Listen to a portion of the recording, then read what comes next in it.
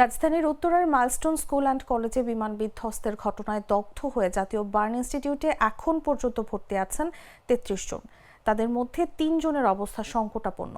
পাশাপাশি ইন্টারমিডিয়েটের ৩ শিক্ষার্থীকে বাসায় পাঠানো হবে বলে জানালেন জাতীয় বার্ন ইনস্টিটিউটের ভারপ্রাপ্ত পরিচালক অধ্যাপক ডাক্তার মোহাম্মদ নাসির উদ্দিন। বাকি আরো 3টা ক্রিটিক্যাল এবং সিভিয়ার কেস, তাদের কোনো অবনতি ঘটে নাই, আগের মতোই আছে। আর ইন্টারমিডিয়েট পেশেন্টগুলো ছিল, এদের মধ্য থেকে আমরা 3 জনকে বাসায় পাঠানোর মতো অবস্থা হয়েছে। কিন্তু ওয়েদার প্লাস কয়েকদিন পরে আরেকটা ড্রেসিং হবে, এই সমস্ত কথা বিবেচনা করে ওনাদেরকে আমরা পরবর্তী ড্রেসিং করে আমরা বাসায় পাঠিয়ে দিব।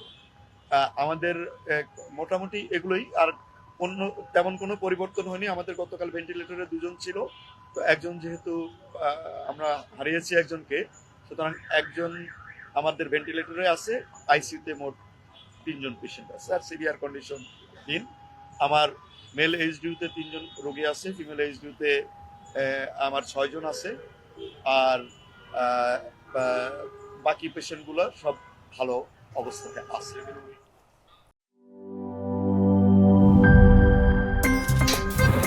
আমার একটা স্মার্ট সিদ্ধান্তে 25% গ্যাসের খরচ কমেছে। ভাবছেন কিভাবে? সাধারণ গ্যাস স্টোভ বদলে আমি এনেছি আরএফএল গ্যাস স্টোভ। এর সাইন্টিফিক নজেল ও ব্রাস বার্নার ক্যাপ সমানভাবে তাপ ছড়িয়ে রান্না করে দ্রুত। তাই গ্যাসও বাঁচায় 25%, টাকাও বাঁচে 25%। আরএফএল গ্যাস স্টোভ, নিরাপদ ও গ্যাস সাশ্রয়ী।